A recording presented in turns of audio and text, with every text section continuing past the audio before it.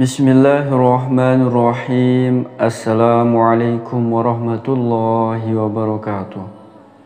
Syukur Alhamdulillah kita bisa berjumpa kembali di channel Muhasabah Fiddin. Semoga perjumpaan kita ini dicatat sebagai amal ibadah dan diberkahi oleh Allah Subhanahu wa Ta'ala.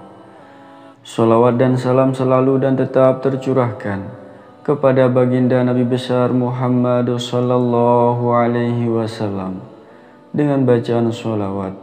Allahumma salli ala sayyidina Muhammad wa ala ali sayyidina Muhammad. Tidak lupa saya doakan kepada sahabat semua, saudara semua yang sedang menonton video ini. Semoga Allah Subhanahu wa Ta'ala senantiasa memberikan kesehatan, keafiatan, dipanjangkan umur, dimurahkan rezeki, dimudahkan segala urusan, dan tetap dalam lindungan Allah Subhanahu wa Ta'ala. Amin. Allahumma amin. Sahabat beriman yang dirahmati Allah Subhanahu wa Ta'ala, perbuatan dosa adalah sebuah perbuatan tercela yang dilakukan oleh manusia dan bertentangan dengan perintah Allah Subhanahu wa Ta'ala. Pada hakikatnya, setiap dosa yang dilakukan oleh manusia akan dipertanggungjawabkan kelak di akhirat. Namun tahukah kita, wahai para sahabat beriman, ternyata ada 3 dosa besar yang balasannya disegerakan oleh Allah Subhanahu wa Ta'ala di dunia. Hal ini berdasarkan hadis dari Abu Bakrah radhiyallahu anhu bahwa Rasulullah sallallahu alaihi wasallam bersabda, setiap dosa akan diakhirkan, ditunda balasannya oleh Allah Subhanahu wa Ta'ala hingga hari kiamat, kecuali al-baghi, zalim, durhaka kepada orang tua, dan memutuskan silaturahmi. Allah akan menyegerakan di dunia sebelum kematian menjemput. Hadis riwayat Al-Hakim atau kama qala alaihi salatu wassalam. Maka ketiga perbuatan dosa yang disebutkan dalam hadis ini akan langsung dibalas oleh Allah di dunia, kecuali bagi orang yang bertaubat dari perbuatan itu. Dosa yang pertama adalah dosa durhaka kepada orang tua.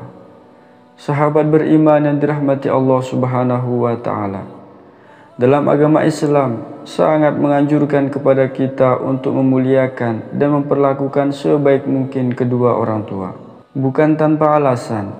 Memuliakan orang tua bisa menjadi sebab seseorang anak menjadi ahli surga. Sebaliknya, jika seorang anak berbuat durhaka kepada orang tua, maka itu juga akan menjadi sebab dirinya menjadi penghuni neraka.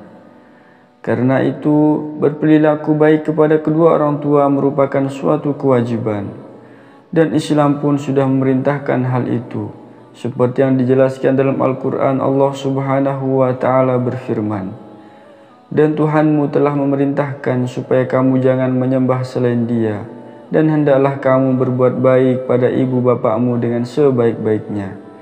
Jika salah seorang di antara keduanya atau kedua-duanya sampai berumur lanjut dalam pemeliharaanmu, maka sekali-kali janganlah kamu mengatakan kepada keduanya perkataan "ah", dan janganlah kamu membentak mereka, dan ucapkanlah kepada mereka ucapan yang mulia. Tidak hanya itu, larangan durhaka kepada orang tua juga dijelaskan dalam beberapa hadis. Salah satunya hadis yang diriwayatkan Imam Bukhari dan riwayat lainnya dari Mughirah bin Syu'bah. Rasulullah sallallahu alaihi wasallam bersabda, sesungguhnya Allah mengharamkan atas kalian berbuat durhaka kepada para ibu kalian, dan mengharamkan mengubur anak perempuan hidup-hidup, menolak kewajiban dan menuntut yang bukan haknya. Allah juga membenci kalian menyebarkan kabar buruk, banyak bertanya dan menyia-nyiakan harta. Atau kama qala alaihi salatu wassalam. Dosa yang kedua yang disegerakan balasannya di dunia oleh Allah adalah dosa orang yang berbuat zalim. Sahabat beriman yang dirahmati Allah Subhanahu wa Ta'ala, salah satu dosa yang Allah segerakan balasannya di dunia adalah zalim. Perbuatan zalim adalah salah satu perbuatan yang bisa mengotori hati, seperti sombong, dengki, ghibah, fitnah, dusta, dan lain sebagainya. Karena itu, zalim termasuk dalam kategori dosa besar. Manusia yang zalim akan mendapatkan balasan di dunia dan siksaan pedih di akhirat.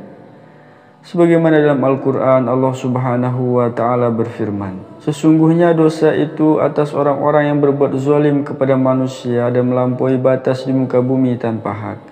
Mereka itu mendapat azab yang pedih.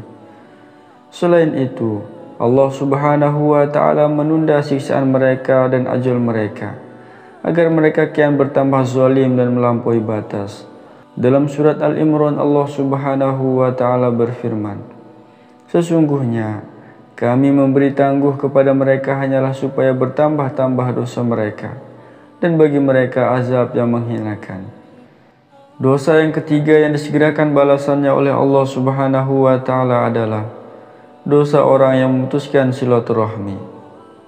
Sahabat beriman yang dirahmati Allah Subhanahu wa Ta'ala, dosa terakhir yang langsung dibalas oleh Allah di dunia adalah dosa orang yang memutuskan silaturahmi.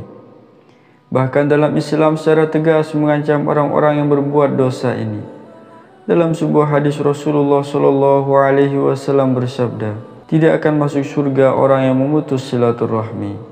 Hadis riwayat Bukhari dan Muslim atau kama qala alaihi salatu wassalam. Para sahabat yang dirahmati Allah Subhanahu wa Ta'ala, itulah 3 dosa besar yang Allah Subhanahu wa Ta'ala segerakan balasannya di dunia apabila orang yang melakukannya tidak bertobat kepada Allah sebelum ajal menjemput. Maka kita berdoa kepada Allah Subhanahu wa Ta'ala, semoga kita semua dijauhkan dari 3 perbuatan dosa ini. Amin ya rabbal alamin. Wallahu a'lam. Wassalamualaikum warahmatullahi wabarakatuh.